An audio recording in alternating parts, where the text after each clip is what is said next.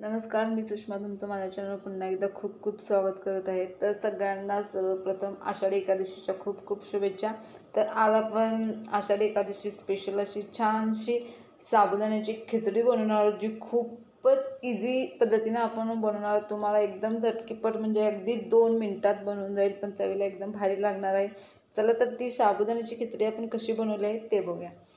तर सर्वप्रथम मी कढईमध्ये तेल 2 चमचे टाकलेलं। तेल छान गरम झाल्यानंतर त्याच्यात 1 चमचा जिरं टाकलेलं आहे। जिरं तेलात छान असं परतलं आहे। त्यानंतर मी याच्यात कोथिंबीर आणि हिरवी मिरची फक्त हे 2च पदार्थ घातलेले आहेत। ते मिक्सरला छान बारीक करून घेतलेले आहेत। ते आता याच्यामध्ये आपण ॲड करूया आणि व्यवस्थित तेलात थोडंसं परतून घेऊया। त्यानंतर मी कढीपत्त्याची 5 ते 6 पानं टाकलेली आहेत, ती पण छानशी आपण परतून घेऊया। त्यानंतर मी साबुदाणा रात्रभर भिजत ठेवलेला पाणी घालून अर्धा तास ठेवून त्यानंतर पाणी त्याचं गाळून ठेवलेलं आहे।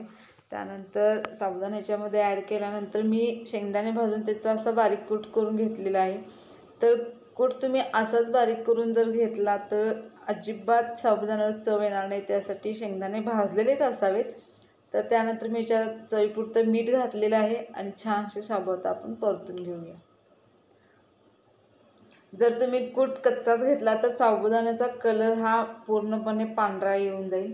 तर ह्याला छानशी एक वाफ काढून घेतलेली आहे, तर तुम्ही बघू शकता आणि फक्त 2 मिनिटं याला आपण झाकून ठेवायचं आहे आणि त्यानंतर आपली मस्त अशी साबुदाण्याची खिचडी तयार झालेली आहे। तुम्ही बघून सुद्धा तुम्हाला कळू शकेल की किती सुंदर अशी खिचडी झालेली आहे। याच्यात आपण बटाट्याचा सुद्धा वापर केला नाही, पण तरीसुद्धा ही खिचडी चवीला एकदम भन्नाट लागेल, खूपच सुंदर अशी लागेल। चला तर तुम्हाला माझी ही 2 मिनिटाची रेसिपी जर आवडली असेल तर लाईक करा आणि चॅनलला सबस्क्राईब करायला विसरू नका। थँक्यू।